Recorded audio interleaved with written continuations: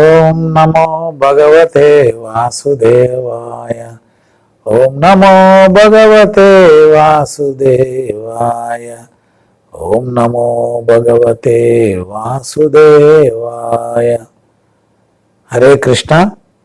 ఈరోజు ఈ TV channel చూస్తున్నటువంటి భక్తులకు పాదాభివందనం. ఈరోజు మనం చర్చించుకోబోయే అంశం ఏదంటే భరతుడు మహర్షి గురించి మనము చర్చించుకున్నాం. భరతుడు అనగానే మనకు ఇద్దరు భరతులు మనకు గుర్తొస్తారు. ఈ భరతుడేమో వృషభదేవుని యొక్క కుమారుడు, దుష్యంతుని యొక్క కుమారుడు కూడా భరతుడు అంటాడు.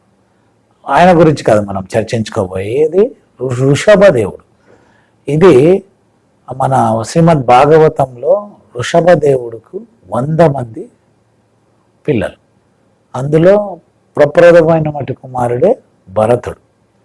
ఈ భరత మహర్షి ఎంతో ఆయన శుద్ధ భక్తుడు, భగవంతుడిని ఎప్పుడు స్మరించుకుంటూ ఉండేవాడు.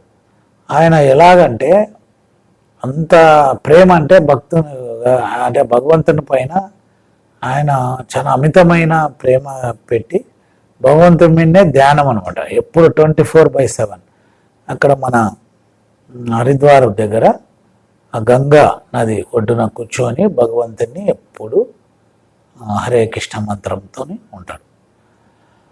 ఆ టైంలో ఆయన ఒకసారి ఒక జింక గర్భవతి, ఆ జింక పరిగెత్తుకుంటూ వస్తూ ఉంటుంది. వస్తూ ఆ నదిని దాటడానికి ప్రయత్నిస్తుంది. అప్పుడు వెంటనే ఆ జింక మరణిస్తుంది. తల్లి అంటే తన బిడ్డకు ప్రసరించి తన బిడ్డను ప్రసాదించిన తర్వాతనే ఆమె తల్లిగా చనిపోతుంది. ఆ చనిపోయినప్పుడు ఎవరైతే భరతుడు అక్కడ తన హరే కృష్ణ కృష్ణ కృష్ణ హరే హరే, హరే రామ రామ రామ హరే హరే అని భగవంతుని మీదనే ఎప్పుడు ఆ నామాన్ని స్మరించుకుంటూ ఉంటాడు, తపస్సు చేసుకుంటూ ఉన్నాడు. అప్పుడు ఆ పక్కన చూడంగానే ఆ జింక పిల్ల అంటే తల్లి లేని పిల్ల అని చెప్పి ఒక మమకారం ఏర్పడుతుంది. అంటే కరుణ, ఒక దయ, అంటే తల్లి లేదు కదా అని తెచ్చుకుంటాడు.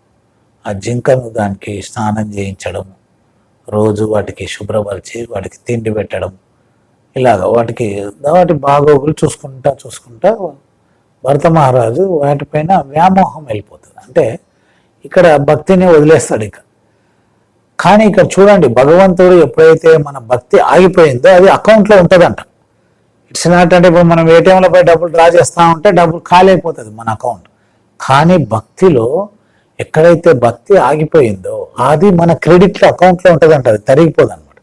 ఈయన భరతుడు ఆ జింక పిల్ల తల్లి లేదు కదా అని వాటిపైన మమకారం అంటే ప్రేమ. ఇప్పుడు చాలా మందికి జంతువుల మీద కూడా మన ఇళ్ళల్లో కూడా చాలా మందికి ప్రేమ ఉంటుంది.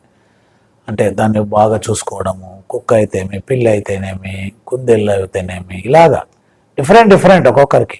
సో అలాగా భరతుడు వాటి మీద చాలా ప్రేమగా చూసుకొని పెంచుతా ఉంటే ఇక్కడ భక్తి అనేది వెళ్ళిపోతుంది.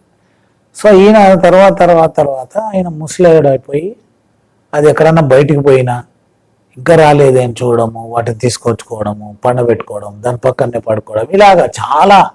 అంటే ఇది ఇంకా ఎంత ప్రేమ అంటే ఆయనకు జీవి అంటే ప్రతి జీవి పైన పెట్టాలి దయ అంటే మరీ డెడికేట్ అనమాట. ఇంకా ఆ జింక పిల్లలైంది ఆయనకు నిద్ర రాదు, తిండి పోదు, ఇలాగా ఉంటాడు.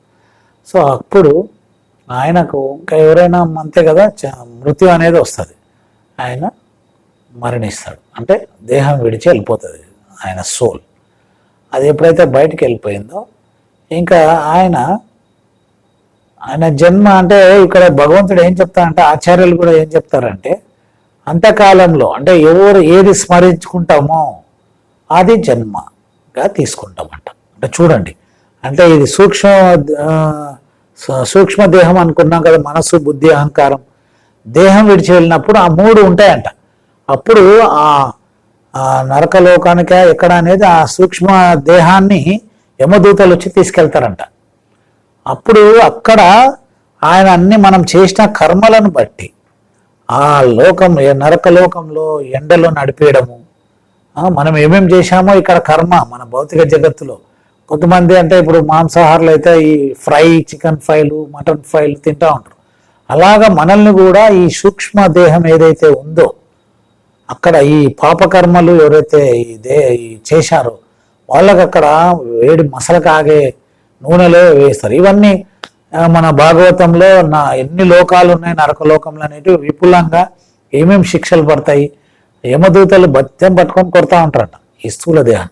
అవన్నీ అక్కడ పనిష్మెంట్స్ అన్ని జరిగిన తర్వాత శిక్ష ఇప్పుడు అనుభవిస్తారు కదా, జైల్లో పెడతారు. ఎవరైనా ఒక రౌడీని కానీ ఎవరైనా పిట్ ప్యాకెటర్స్ కానీ అట్లా భగవంతుడు అక్కడంతా శిక్ష అంతా అయిపోయిన తర్వాత మళ్ళీ ఆ స్థూల సూక్ష్మ దేహం వచ్చి ఏదో ఒక దేహంలోకి వెళ్ళిపోతుంది. అంటే బేస్డ్ ఆన్ అవర్ కర్మ, అంటే మనం చేసినటువంటి కర్మ మీన్స్ ఇక్కడ వర్క్ ఏదైతే మనము ఈ మానవ జన్మ ఇచ్చిన తర్వాత భగవంతునికి ఎప్పుడైతే మనము భక్తి చేస్తామో, భక్తి యోగం చేస్తామో, భక్తియుక్త సేవ చేస్తామో అప్పుడు భగవద్ధామానికి వెళ్తాం.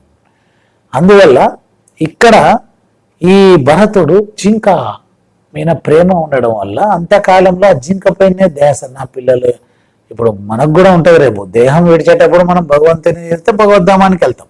లేదు నా పిల్లలు ఎట్లో నా భార్య ఎట్లా బతుకుతుందో అనుకుంటే అలాగనే మన భరతునిలాగా మనము జింక జన్మ తీసుకుంటాం. ఇది జరిగినటువంటిది, ఇది ఏదో హైప్ చేసి చెప్పడం కాదు, వాస్తవాలు. ఇవన్నీ వ్యాస మహర్షి భాగవతంలో రాశాడు.